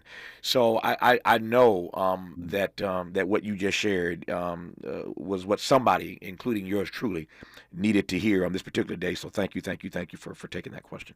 So one other thing about Chicago, and I'll move on here. I want to just talk about Blackish and a few other things before I lose you in 10 minutes at the top of the hour. So my time is getting tight. But have you ever processed what it means to be? I want to use that word pantheon again, unapologetically, in this lineup of greats. In the comedy field, what it means to be from Chicago and be in that group. As I mentioned, you can go from Bob Newhart to Bernie Mac, both now gone. Love Bob Newhart, really love Bernie Mac. But Chicago, man, has given us a lot of good laughter over the years. No, absolutely. I mean, you really can throw Richard Pryor in this as well because he's from Peoria. You could, absolutely. Come to Chicago, absolutely. Used to come up there all the time, and you got Robin Harris, and a lot of greats, man, that came from Chicago, man. It's no coincidence that we have been able to tap into comedy art form like we do and to be successful at it. It's no coincidence, Yeah. We like right in the middle of America. We know what it is to we're influenced by the East Coast, the West Coast, down South, Midwest. So we're right here. It's not like we're just like on one coast. We well rounded. Yeah. With influence from each one of those coasts, each one of those areas. And so therefore, I just think that we are diverse when it comes to our comedy. Yeah. Nope, I accept that. Let me ask you right quick to reflect on Blackish. I don't need to color the question much more than that. It's going to be iconic. It is iconic in terms of what it was able to do. But as you reflect on your role now that it's off, talk about Blackish right quick. Yeah, Blackish was groundbreaking, man. And when you have a show like that, you really don't even know like how impactful it is until you look back later on because you're too busy creating, you're busy, in the mix of what you're doing or whatever. And then later on, when you look back, when I look at certain reruns and all of that, I go, man, we was on one. Like, we really was. Like, you just never pay attention to it when you're doing it because you're the one doing it. So now, when I look at these episodes, I go, wow, we really was pushing the envelope. We really had some good issues and everything. No, it's going. Very proud. No, you should be. You should be proud. It's going to live forever. It's going to be a classic. Already is in many respects. And so I'm just glad that you were part of that iconic series. Our remaining moments with Deon Cole. His new special is called OK Mr. Streaming right now on Netflix. A few more minutes with him here on Tavis Smiley. Helping to stretch your moral and political imagination. This is Tavis Smiley. If you're like me, 60 and retired, making ends meet, especially here at the supermarket and drugstore, is tough. I'm so blessed to have found BenefitsCheckup.org. It's a free and confidential website from the National Council on Aging that connected me to $1,200 a year in programs that help pay for food, medicine, utilities, and more. Maybe it can help you. BenefitsCheckup.org. You know where you want to go in life, and City National Bank can help. City National knows the dedication it takes to build your vision for the future into a reality, and our team is here for you. We have a wide range of options to help, from personal savings accounts to interest-bearing money market savings accounts and more, all designed to help you get where you want to go. City National, here for every stage of the journey. Learn more at cnb.com. City National Bank is a subsidiary of Royal Bank of Canada, member FDIC. KBLA Talk 1580. We've got a lot to talk about. KBLA Talk 1580, connecting you with services and solutions. Legal Aid Foundation of Los Angeles is a nonprofit law firm that protects and advances the rights of the most underserved, leveling the playing field and ensuring that everyone can have access to the justice system. Every year, LAFLA provides free, high-quality legal services to more than 100,000 people living in poverty across greater Los Angeles. Their unique combination of neighborhood offices, self-help centers at courthouses, and domestic violence clinics puts Legal Aid Foundation of Los Angeles on the front lines in vulnerable communities and at the forefront of change. LAFLA's expert team of attorneys, paralegals, and support staff works to provide direct representation, offer counsel and advice, provide referrals, and educate the community about their legal rights through workshops and seminars. With locations all over LA, you can access their services or volunteer to help no matter where you live. And if you have an urgent issue, call 213-235-0060. That's 213-235-0060. To get legal help, make a donation, or volunteer, visit lafla.org. lafla.org. This is a community call to action from KBLA Talk 1580. Hey, John, why so glum? I just got let go. The company's downsizing. This is the third time in the last 2 years. I'm done with this. Have you thought about My Computer Career? I've heard they can train you for a career in IT in just a few months, including cybersecurity and the basics of AI. And you don't need prior training or experience. Now that's a recession-resistant career. Wow, thanks. I'll check them out. Go to mycomputercareer.edu and take the free career evaluation. mycomputercareer.edu. Financial aid is available for qualified students, including the GI Bill. Sometimes he fails at fitting in, but we're okay with that. You're inside the Tavis Smiley Show. You are indeed with Deon Cole, at least for the next 3 minutes. That's all I got left here. I've enjoyed this immensely with Deon. We got 3 minutes left here. Deon, I've been dying to ask you this. When you are the global ambassador for Old Spice, do you get like free body wash the rest of your life? Yeah. I would never pay for body wash ever again. Yes. On a serious note, it's a beautiful thing when you are successful enough and your Q rating is high enough that a major brand wants to use you as a spokesperson, as a global ambassador. But it also, you know, it's a beautiful thing when you partner, when you match with the right product, and that thing just works for you, man, or you make it work. Yeah, no, absolutely, man. Shout out to Old Spice, man. They have been so generous, so kind, so great. It is a great brand. Man, we partnered together and shedded a different light on it. Mm-hmm. And you know, it's been a great partnership, man. It's been wonderful. No, you working that thing, man. You working it. I see you. I see you all the time. Even when I don't want to see you, I say, "Here come Deon again with some more body wash." you made me try it, man. I saw the commercial, so I said, "Let me just try this body wash, man." And good. It's good. It is good. I'm about to say that. You made me try it, and I like the Old Spice body wash. I ain't hating. Let me close on this in the 2.5 minutes. I have 2 minutes I have left, I think. The notepad. As I said earlier, that's one of my favorite parts of the stand-up. How did that notepad segment, that bit, come to be? I used to get so high in Chicago that I could not remember my joke. And so I would go in there and I would read verbatim how I wrote it. Even if it didn't make sense, I would read it like I wrote it, and people would just be dying. And I would just do it and go right to the next joke and right to the next joke. And then one day I came in there and I was on stage and I wasn't high and I remember my material and everybody was like, "Where's your notepad?" And I'm like, oh, I ain't get high today. Yeah. I was like, I remember it. And they was like, no.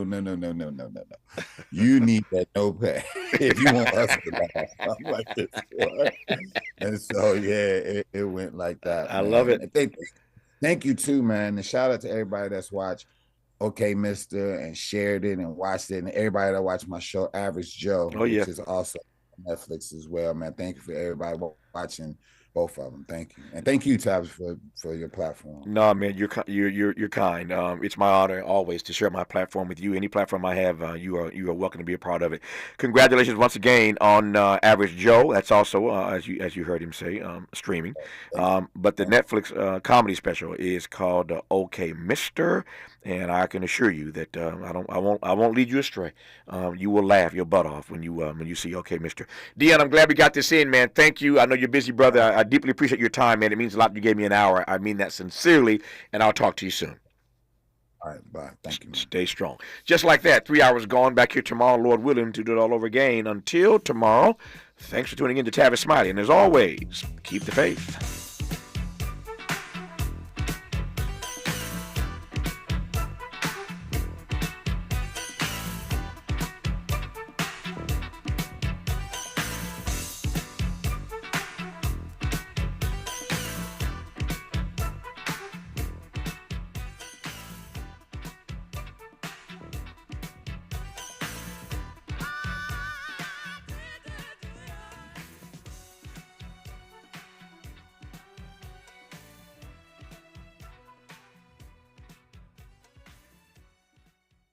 KBLA 1580 Santa Monica.